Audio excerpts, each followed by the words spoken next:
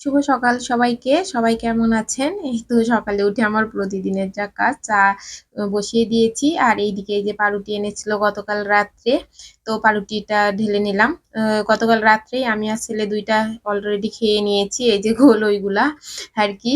তো যাই হোক এই যে সকালে এখন চা আর পাউরুটি খাবো। সাথে এই যে দুধ চা তো করেই নিয়েছি। তো এই যে চাটা আমি গ্লাসে ঢেলে নিলাম। প্রতিদিন ছাকনা দিয়ে কাপে ঢেলতে গিয়ে দেখি যে পড়ে যাচ্ছে চারিদিকে। ছাকনাটা অনেক পুরনো হয়ে গেছে। আবার কাপগুলো মুখ ছোট নাকি বুঝছি না। তো যাই হোক চা নাস্তা খেয়ে ঘরের কাজ কর্ম শেষ করে আমি দুপুরের রান্নার জন্য চলে এসেছি। আমি কড়াই বসিয়ে দিয়ে ওই যে মাসকলাইয়ের ডালের যে বড়ি, ওই বড়িটা আমি খুঁজতে গিয়েছিলাম। এসে দেখি কড়াইয়ের ১২ টা বেজে গেছে আরকি। আ তো যাই হোক আমি ওই ডালের বড়িটা ভেজে নিলাম। পালং শাক রান্না করব মাসকলাইয়ের ডালের বড়ি দিয়ে, বেগুন দিয়ে। তো ওই বড়িটা ভেজে নেবার পরে কড়াইটা আমি আগে মেজে নিলাম। ঐরকম কড়াইয়ে আসলে রাঁধতে ইচ্ছা করছিল না রান্না করতে।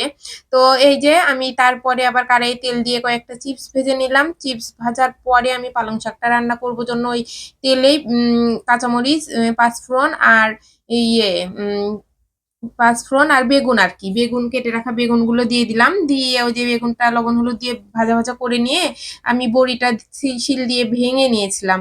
যাতে সিদ্ধটা তাড়াতাড়ি হয়। তো ওই যে পালং শাকটা ওইভাবে বড়ি দিয়ে রান্না করে নিলাম। আর এইদিকে আমি মুরগির মাংস রান্না করব। সবকিছু জোগাড় করে নিয়েছি।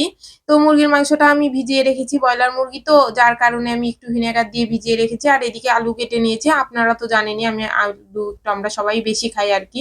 তো খুব তাড়াহুড়া লেগে গেছে, বেলা হয়ে গেছে। তো তার জন্য আরকি আজকে আর ওইভাবে এক করে ভেজে নেওয়ার সময় হলো না আমার। তো যার কারণে আমি তেলে জিরা আর শুকনা মরিচ আর তেজপাতা সম্বারা দিয়ে আলুটা ভেজে নিয়ে ওই আলুর মধ্যে আমি পেঁয়াজটাও দিয়ে দিলাম। পেঁয়াজটা একটু ভাজা করে আবার মাংসগুলো দিয়ে দিলাম। মাংস দিয়ে মাংসটাও লবণ আর হলুদ দিয়ে ভেজে নিচ্ছি। ভেজে নিয়ে তারপরে আমি এর মধ্যে মসলা এড করে দিব। আদা জিরে বাটা, এই যে আদা জিরে বাটা বক্সে ছিল আরকি। তো এখনো নরমাল হয় নাই, ঐরকমই দিয়ে দিলাম। তো তারপরে এই যে ঝালের গুঁড়ো, লবণ, হলুদ এই সবকিছুই দিয়ে দিলাম পরিমাণ মতো। দিয়ে এখন খুব ভালোভাবে কষিয়ে নিব। আর পাশের চুলাতে আমি একটু গরম জল বসিয়ে দিয়েছি। এটাতে গরম জলই দিব আরকি, ওইজন্য বসিয়ে দিয়েছি। তো মাংসটা এখন আগে খুব ভালোভাবে কষিয়ে নিব। এই যে কষানো প্রায় কমপ্লিট। সম্পূর্ণ ভিডিওতে আর ওইভাবে দেখানো যায় না যে তাহলে অনেকটা সময় লেগে যায় আরকি। দেখুন কষানোতে কালারটা কিন্তু সুন্দর এসেছে।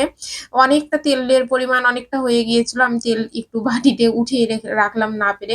যে দেখেই বেশি হলো। এই যে উপর থেকে গরম মসলা দিয়ে দিলাম ঝোলের জন্য জল দিয়ে ফুটে ওঠার পরে আরকি। তো এই যে আমার রান্না কমপ্লিট। এখন আমি নামিয়ে নিবো। একটু পাতলাই ঝোল করেছি আজকে যেহেতু অ মাংস আর শুধু ওই শাকই রান্না করেছি। আর কিছু করি নাই, ডাল করি নাই আরকি। তো এইজন্য। তো সবাই ভালো থাকবেন। Tata, bye, bye. সুস্থ থাকবেন।